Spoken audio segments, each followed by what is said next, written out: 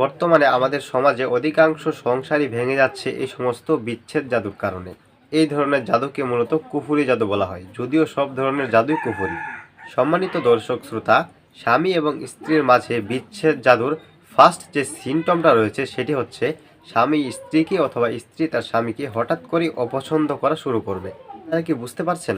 স্বামী এবং স্ত্রীর মাঝে যার উপর এই জাদুগুলো করা হবে তার উপরই এই সিমটম অর্থাৎ এই লক্ষণগুলো ভেসে উঠবে এবং স্বামী স্ত্রীর মাঝে সামান্য বিষয় নিয়েই বড় একটা ঝগড়ায় পরিণত হবে।